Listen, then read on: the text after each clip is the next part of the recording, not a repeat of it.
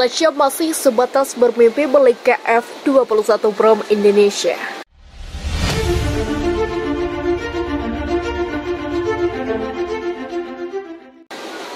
KF-21 Brom digadang-gadang akan jadi komoditas menguntungkan bagi Indonesia. Indonesia juga akan mendapat manfaat double dari KF-21 Brom. KF-21 Brom bisa diperjual belikan dan tentunya bisa dipakai Indonesia untuk menambah kekuatan udaranya. Apalagi KF-21 Brom disinyalir jual dengan harga terjangkau. Dan Indonesia ingin memproduksi sendiri ke depannya KF-21 Brom. Adanya proyek KF-21 Brom ini membuat negara tetangga Malaysia rupanya menaruh perhatian besar. Diakui jika Malaysia mengamati seperti apa perkembangan KF-21 Brom, apalagi KF-21 Brom akan terbang perdana pada tahun ini. Panglima TUDM Jenderal Tan Sri Abdul Somad ketika ditanya mengenai KF-21 Brom, dirinya tak menolak bila jet tempur itu canggih. Dalam sebuah wawancara dengan jumlah pertahanan Asia Defense Journal, Panglima TUDM Jenderal Tan Sri Abdul Somad ditanya mengenai kemungkinan Malaysia membeli KF-21 Brom Indonesia. Lapor Defense Security ASEAN. Perancang plan CAP55 memantau perkembangan terkini, pasaran dan evolusi sistem. Bagaimanapun saat ini terlalu awal menentukan apakah KF-21 Brom cocok dengan TUDM atau tidak. Itulah tambahnya. Namun katanya, masih terlalu dini untuk menentukan apakah pesawat tempur joint venture generasi 4,5 antara Korea Selatan dan Indonesia itu cocok untuk RAMF dan negara, tulis Asia Defense Journal. Apalagi Malaysia lebih membutuhkan jet tempur ringan untuk angkat udaranya. Hal itu membuat Korea Indonesia atau KI berlomba-lomba memasang M346FA dan FA50. Namun Lorna masih jadi terdepan. Sebenarnya Malaysia sedang ngotot mendapatkan hibah 33 unit F-18 Hornet bekas pakai AU Kuwait. Wakil Menteri Pertahanan Malaysia Dato' Sri Iqmal Wisam Abdul Aziz mengatakan bahwa F-18 Kuwait memiliki jam operasional yang rendah sehingga bisa dilakukan dibilang tak bekas amat.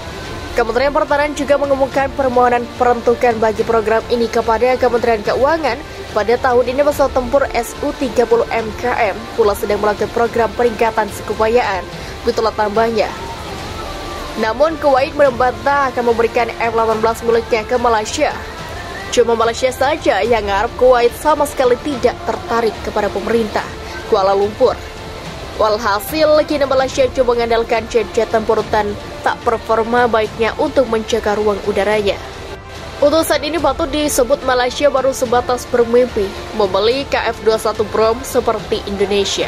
Seperti kita tahu, KF-21 Bramaya merupakan proyek pengembangan bersama pesawat tempur KF-21 yang dilakukan oleh Korea Selatan dan Indonesia dengan biaya pengembangan sebesar 8,8 triliun won sejak tahun 2015.